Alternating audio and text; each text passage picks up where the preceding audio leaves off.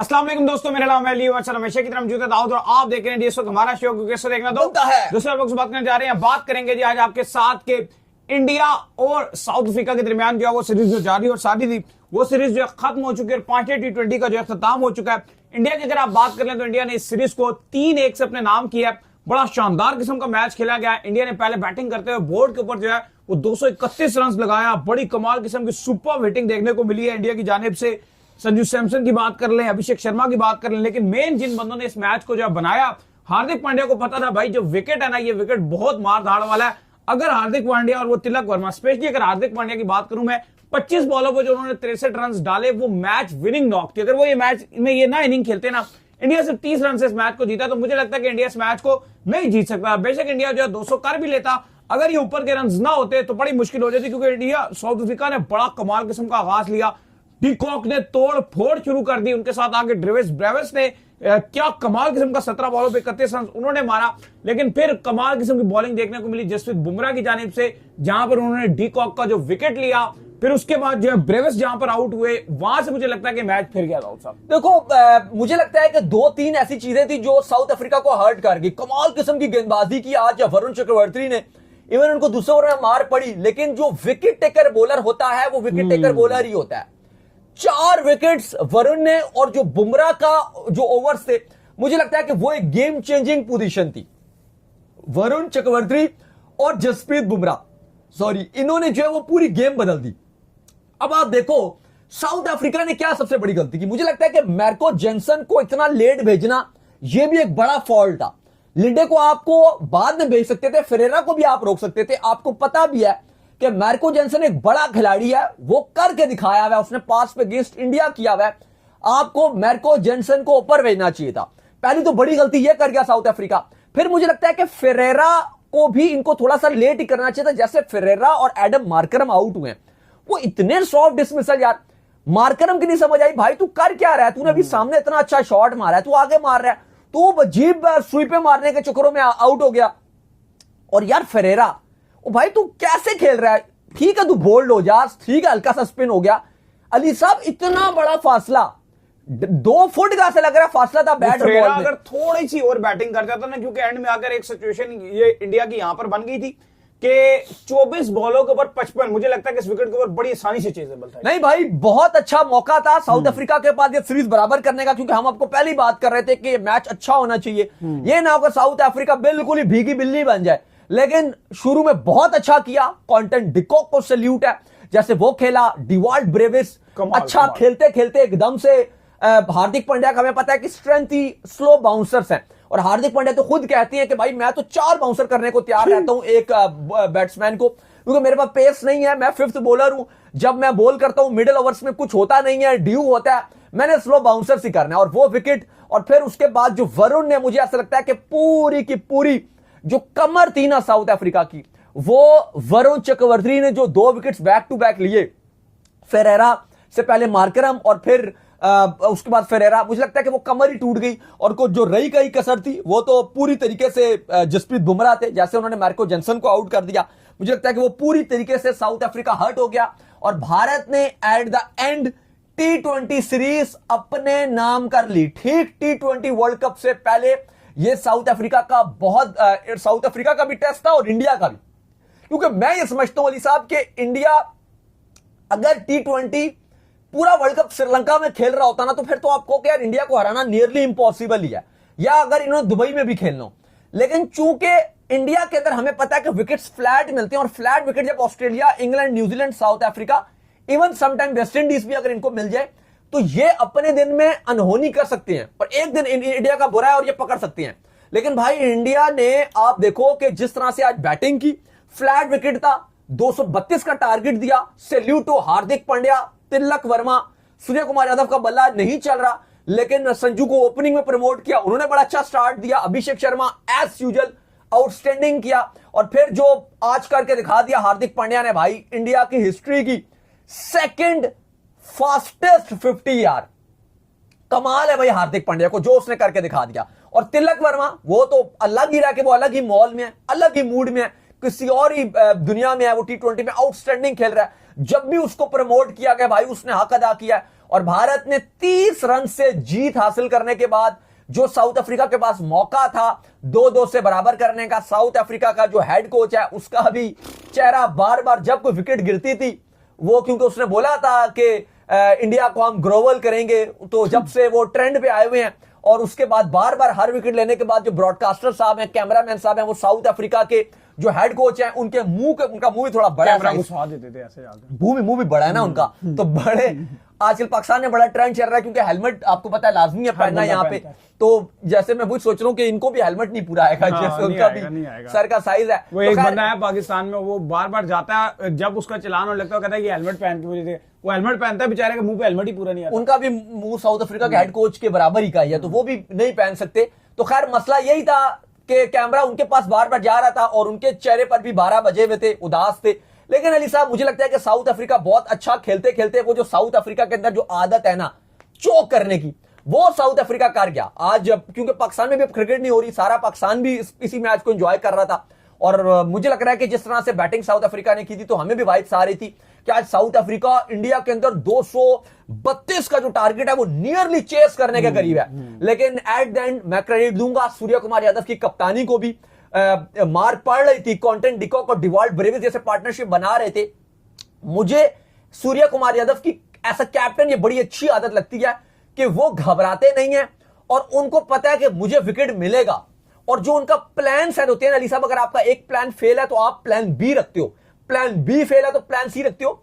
ये इन्होंने हमारे साथ भी किया था एशिया कप में भी, फाइनल में जब हम बहुत अच्छा कर रहे थे, फरहान हो गए आपके, फखर जमान हो गए, साइम अयूब हो गए, आपको अच्छा स्टार्ट मिला था, लेकिन वहां से सूर्य कुमार यादव ने शिवम दुबे को हमारे पास भेज दिया और फिर एंड में जिस तरह से उन्होंने कैप्चर्ड की गेम वो एक अलग ही लेवल की थी। तो मुझे लगता है कि ये बहुत एक अच्छी चीज थी सूर्य कुमार यादव की, एक टाइम पर लग रहा था कि यार मैच तो साउथ अफ्रीका के पलड़े में जा रहा है, लेकिन उसकी कप्तानी वापस से भारत को लेकर आई इस मैच में। और फिर उनके पास ऐसे वेपन्स तो हैं, चाहे आप वरुण की बात कर लो, चाहे आप जसप्रीत बुमराह की बात कर लो, या हार्दिक पांड्या, सम टाइम एकदम से रन पड़ती है, मार पड़ती है उनको, लेकिन विकेट टेकर ऑप्शन है। और अली साहब इंडिया ने यह मैच जीतकर यकीनी सीरीज अपने नाम कर ली। अब आपको पता है इंडिया का स्क्वाड भी आ रहा है, गालिबन कल या परसों इंडिया अनाउंस कर रहा है जो T20 सीरीज अगेंस्ट न्यूजीलैंड होगी, और अपडेट यही है कि वही लगभग 99% स्क्वाड इंडिया का वर्ल्ड कप का भी स्क्वाड होगा।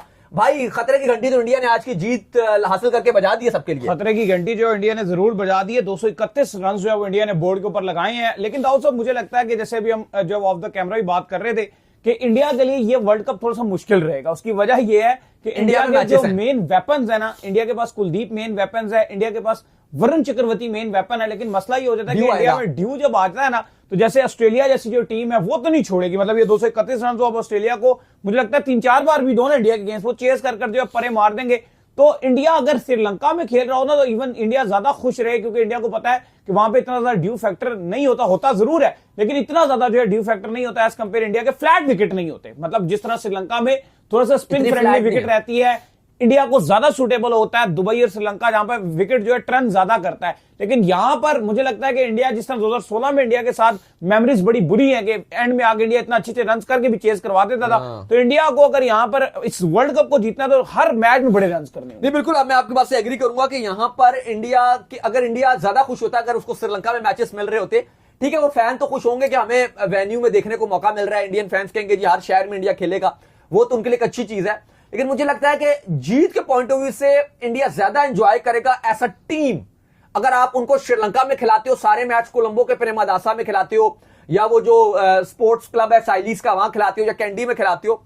रिजल्ट पॉइंट ऑफ व्यू से मुझे लगता है कि इंडिया डेंजरस ओपोनेंट वहां पे ज्यादा फील होती है एज कंपैरिजन इन इंडिया। मैं T20 की बात कर रहा हूं, ओडीआई की शायद इस पर वो लागू ना भी हो, क्योंकि ना फिर T20 में जब आप फ्लैट विकेट देते हो ना तो वो मुकाबला सबके लिए बराबर हो जाता है, क्योंकि फॉरेन प्लेयर इंडिया में आईपीएल खेलते हैं। ऐसा नहीं है कि आप उनको कुछ चांद पे खिला रहे हो, कोई बहुत यूनिक कंडीशन है उनके लिए, वो आईपीएल सारे ही खेलते हैं जो खेल रहे होते हैं। प्लस कंडीशन इतनी फ्लैट है कि जो ऐसे प्लेयर हैं वो अच्छा कर जाते हैं। हाँ मैं समझता हूं पाकिस्तान अगर इंडिया में खेल रहा होता तो हमारे लिए बुरी खबर होती, क्योंकि हमारी टीम बैटिंग में इतनी अग्रेसिव नहीं खेलते, हम थोड़ा दरमियाना क्रिकेट खेलते हैं, मतलब नॉर्मल 150-160 में हम खुश होते हैं, इतना ही बनाना पसंद करते हैं।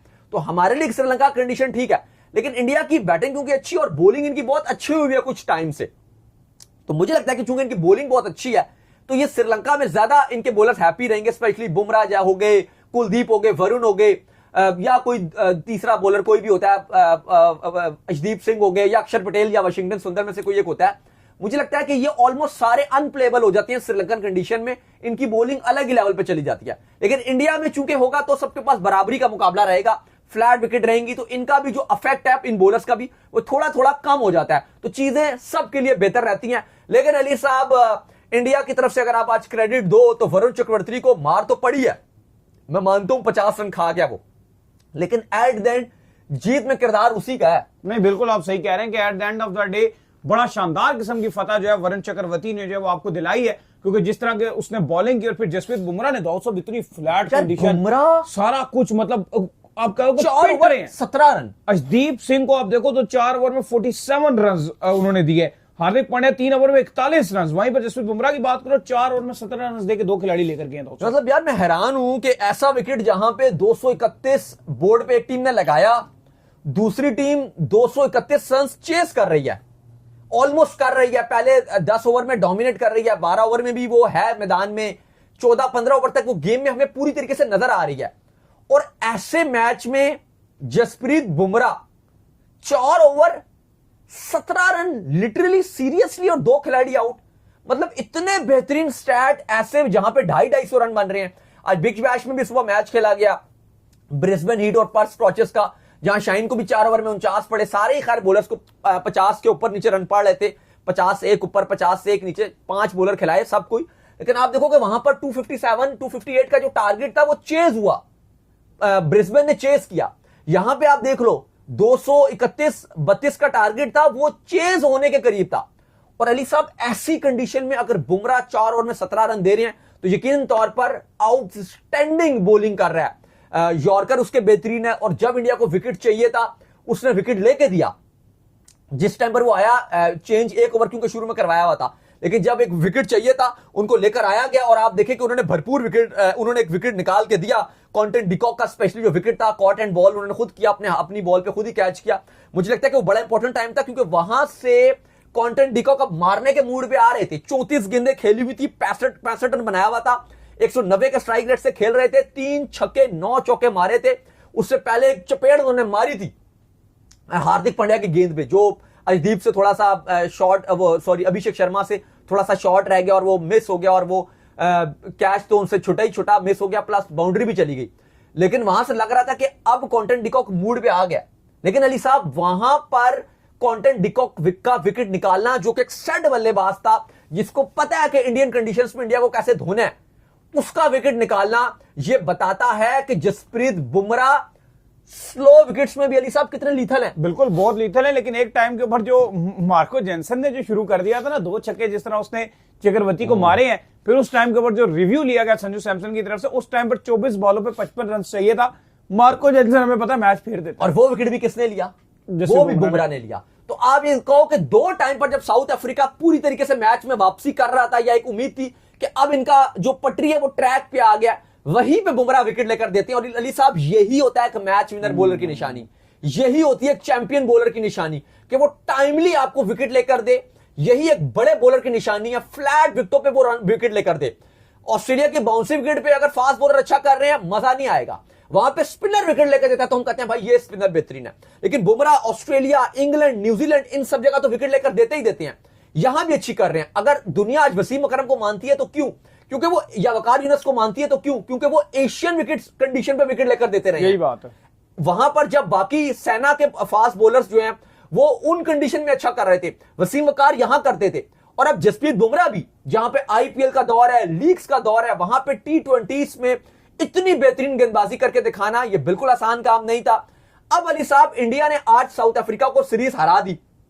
साउथ अफ्रीका खैर बराबर कर सकता था, जीत तो सकता नहीं था, लेकिन इंडिया ने अब उनको प्रॉपर तरीके से जो है वो 3-1 से आप कह लो कि इसमें मार डाला। ये जो 5 मैचेस की सीरीज थी, एक बारिश का नजर हो गया मैच। अब बारी है न्यूजीलैंड की, और ऐसा लग रहा है कि सही मायनों में जो तैयारी है वो ये कर रहे हैं, क्योंकि हमें एक चीज बुरी लगती है बीइंग अ पाकिस्तानी, कि हमारे खिलाड़ी 3-4 बिग मैच खेलने के लिए गए हैं, पता नहीं आगे पीसीबी कह रहा है जी उनको बुलाएंगे कि नहीं बुलाएंगे, हमारी तो कोई क्रिकेट नहीं हो रही। इनकी प्रॉपर तरीके से एक सीरीज खत्म हुई है, अगली सीरीज फाइनलाइज है, नहीं, ये तो भाई मैं यही तो कह रहा हूं कि इनकी वर्ल्ड कप से पहले तैयारी बहुत अच्छी है। 5 T20 इन्होंने अभी खेल ली हैं, 5 T20 इनके जो है फिर दोबारा न्यूजीलैंड के साथ है, फुल फ्लैश तैयारी के साथ मुझे लग रहा है वर्ल्ड कप में उतरेंगे। बिल्कुल यही चीज नजर आ रही है, क्योंकि देखो अगर दूसरी तरफ पाकिस्तान के जो प्लेयर हैं उन कंडीशनों में जाके खेल रहे हैं जिन कंडीशनों को वर्ल्ड कप के लिए कोई फायदा अब आप देख लो आज शाहीन 49 बिग बैश में तो फायदा है नहीं है ना। अगर लंका प्रीमियर लीग हो रही होती उसमें आप खेलते आपको बहुत फायदा होता। कॉन्फिडेंस भी शेक हो रहा है ना। देखो बाबर आजम 2 मैच खेले, दोनों में फ्लॉप रहे हैं। रिजवान चलो आपके वर्ल्ड कप के स्क्वाड में नहीं होंगे। ऑस्ट्रेलिया के सीईओ कह रहे हैं कि ये प्लेयर्स पूरी बिग बैश लीग खेलेंगे, हमारे प्लेयर्स कह रहे हैं नहीं हमने घर जाना है, हम नहीं पूरी। हाँ मतलब आप देखो ना कि वो मजा भी नहीं आ रहा, आपकी प्लेयर परफॉर्म भी नहीं कर पा रहे, स्पेशली जो वर्ल्ड कप के स्क्वाड का पार्ट है, और फिर आपकी तैयारी भी नहीं हो रही। श्रीलंका की कंडीशन 360 डिग्री डिफरेंट है, वो स्पिन टाइप की है। अब आप देखो न्यूजीलैंड है, वो इंडिया क्यों आ रहा है, उसको पता है कि वर्ल्ड कप से पहले मैंने तैयारी करनी है। इंग्लैंड है ना, वो श्रीलंका जाएगा, वो श्रीलंका जाएगा और वहां जाके वो अपनी तैयारी करेगा। अब चलो पाकिस्तान भी 3 मैच खेल रहा है, ये अच्छी बात है कि पाकिस्तान ने सीरीज रखवाई है, लेकिन अगर आप कह रहे हो भाई हमारे 3 एक मेन खिलाड़ी होंगे ही नहीं, तो ये आप सही तैयारी नहीं करो। फिर बाद में जब रिजल्ट्स आते हैं वर्ल्ड कप के, आप ये भी देखो कि पिछला जो वर्ल्ड कप था 2024 का, वो साहब आप पहले राउंड में बाहर हो गए थे। तो आपको वो चीज अपने माइंड में रखनी है कि यार हमने अपनी प्रिपरेशन पूरी करनी है, ये नहीं कि बगैर प्रिपरेशन के पहुंच जाए। तो आपको अच्छा करना पड़ेगा अगर आपको करना है। ठीक है, इंडिया जीत गया, लेकिन हमें भी अब अपनी तैयारियां पूरी करनी है, क्योंकि अब इंडिया और पाकिस्तान का भी जो साहब दोनों टीम्स थी, पाकिस्तान और इंडिया, आज अपने अंडर 19 में फाइनले में पहुंच चुकी हैं। पाकिस्तान भी 8 विकेट से जीता है, इंडिया भी 8 विकेट से जीता है। संडे को सुपर संडे होने हैं और देखेंगे कि संडे किसका अच्छा रहा, या हमारा अच्छा रहा या इंडिया का अच्छा रहा। ये तो अब संडे को पता चलेगा। इरफान पठान को क्योंकि बड़ा ट्रोल किया जाता है तो वो भी बड़ा मजा आना है, लेकिन सबसे ज्यादा मजा तो यह आना है कि अगर इंडिया जीत गया तो क्या ट्रॉफी ली जाएगी या मोहसिन नकवी से नहीं ली जाएगी, वो इंटरेस्टिंग पॉइंट होगा। और अगर पाकिस्तान जीत जाता है, जो हमें पूरी उम्मीद है कि पाकिस्तान इंडिया को हराएगा, तो वो फिर जो ट्रॉफी उठाने वाला मामला होगा, क्योंकि पाकिस्तान ग्रुप में हार गया था, तो वो हमने इंडिया से रिवेंज भी लेना, तो मजा बहुत आना है। तो उम्मीद करते हैं आज हमारे शो आपका वीडियो को लाइक कीजिए, हमारे चैनल को सब्सक्राइब कीजिए, साथ ही बेल आइकन को बजाइए। एक और काम कर लीजिए, वही कर लीजिए कि आप जो हमारे फेसबुक पेज को फॉलो कीजिए, लिंक डिस्क्रिप्शन में। अल्लाह हाफिज, बाय बाय।